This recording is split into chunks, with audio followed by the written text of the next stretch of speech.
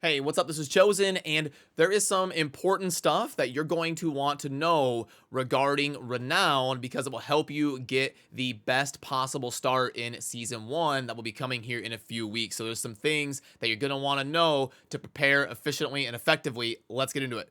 Okay, so first of all, this video is going to be a little bit targeted on Renown, but remember to subscribe down below because I am going to do some dedicated videos on how to get perfectly prepared for Season 1, depending on the class you're going to be playing and all of that. But for Renown and getting an efficient start just in general for Season 1, first things first, we need to understand how Renown is going to be working and functioning. So Blizzard has been a little bit vague on what they're going to be doing in terms of what carries over from this live off-season version of the game and what goes into Season 1. But what is confirmed is that they are going to be letting players take their Altars of Lilith progress on the map with them into seasons. So the first thing I want to make sure and tell you in this video is make sure you get your Altars of Lilith done in the next 2 weeks or so before seasons are live, because you're not going to want to have to annoy yourself and rush to do it the night before the season. You're not going to want to have to like backtrack or something. You're not going to want to do it from scratch in the seasons. So here in the next couple weeks, make sure you grab those Altars of Lilith.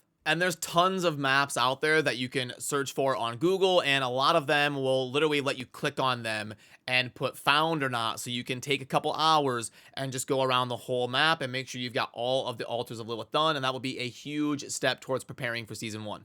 And one of the reasons that this is so impactful, especially early in the season, is the way that Renown is structured. As you can see over on the right side of the chart there, level 1 takes 200 points, and then it keeps ramping up 200 per level. So it goes 200, 300, 400, 500, 600, and as you can see with my score up top there in the Fractured Peaks, it takes 2,000 Renown to fully max out an area.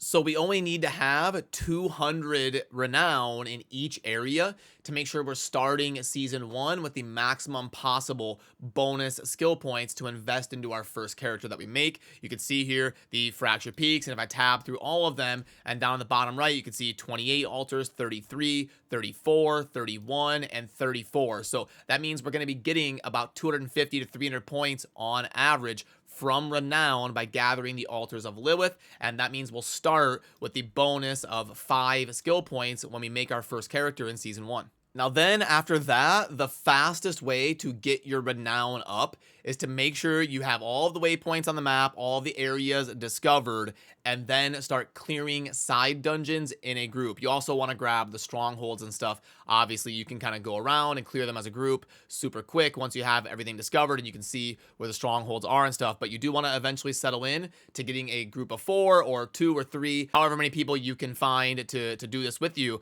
But it is a very, very fast way to grind up your Renown, because what you do is each of you pick a separate dungeon and you do it on and do world tier 1, whatever you can speed farm it. You're just trying to grind the Renown, so make sure that all of you can solo it, and then you split up and all 4 of you clear these dungeons to get credit for the Renown, and you're getting 4 dungeons at once. You're 4xing your credit, instead of if you wait too long after everybody's already done this, you're going to be stuck where people won't really be incentivized to group up, and you'll kind of have to be running around clearing them all solo. And you want to do that group farming, splitting around doing dungeons until you at least get level 3 in all of the areas, because that means we'll have 10 bonus skill points. Level 3, you can see, gives us another plus skill point, and you can do that in all 5 areas, and that means we will have gotten it twice from level 1 and level 3 Renown, so you'll get those 10 skill points as fast as possible in Season 1. Then after you've got level 3 Renown in each area,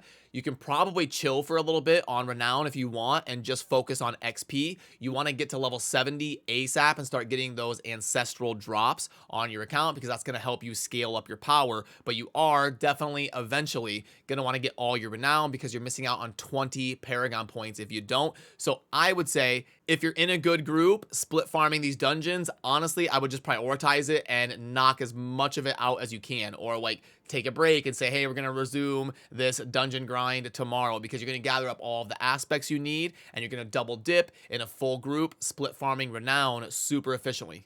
And if you're looking for maybe an order of operations on which ones to try and max out, I would say Skog's Glen and Fractured Peaks would be good ones to start with, because you only need 5 side quests and 11 side quests respectively between the two. That what that is if you're doing all of the stuff, like if you're doing the waypoints, discovering the areas, doing the strongholds, doing the altars of Lilith, doing the side dungeons, if you do all of that, if you do everything besides the side quests, you kind of want to save the side quests for last, or just do ones that end up being like super on the way, and then you end up in a situation where you don't have to run around doing those side quests that can take a long time. You can keep those to a minimum to still max out your renown, as long as you are diligent about doing that split farming in the dungeons and getting all of the other objectives like the altars. Because as of right now, at least to the best that we can understand, Blizzard's kind of cryptic way of going about the renown is it looks like all of the side quests are going to reset. And I think they may be considering adding more side quests to seasons, and they're going to kind of keep adding some special things and different mechanics to seasons as kind of the plan. But I believe season 1 is probably already, for the most part, laid out and designed on Blizzard's part. It's within like 2 or 3 weeks, so they're probably not going to be releasing too much crazy stuff. And it's probably pretty similar to the game that we're all playing right now, the live release of the game. We may see something like World Tier 5, or those 3 new gem levels, or the gems tab in our inventory and some stuff like that, hopefully. So we do at least get some new mechanics for season 1. But as far as the renown system and how it's functioning, it's probably not going to get like fully overhauled by season 1. And hopefully, I mean, I've heard some conflicting reports. Like I said, it's a little bit cryptic on what we're getting in terms of concrete information.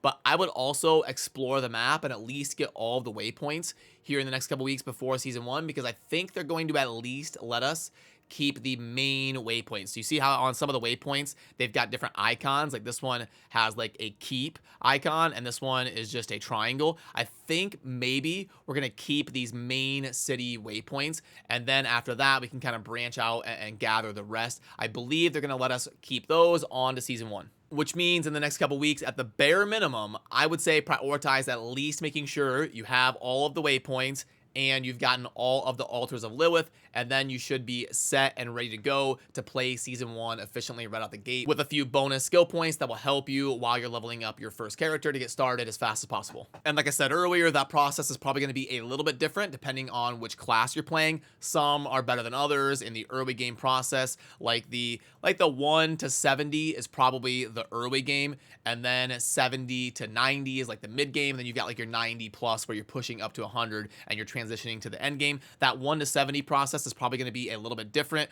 for each class, so I'm gonna have to do a more dedicated breakdown for each class in terms of what build to consider playing in that 1 to 70 process, and the different aspects you're going to want to prioritize on the map to go after and all of that. But yeah, I will cover that for you here on the channel in terms of class specific plans to be efficient on season 1. So I hope this renown breakdown helped you out a little bit to get some perspective as we head in closer to season 1, and I appreciate all of you. Thanks for watching. Have a good rest of your day. Peace.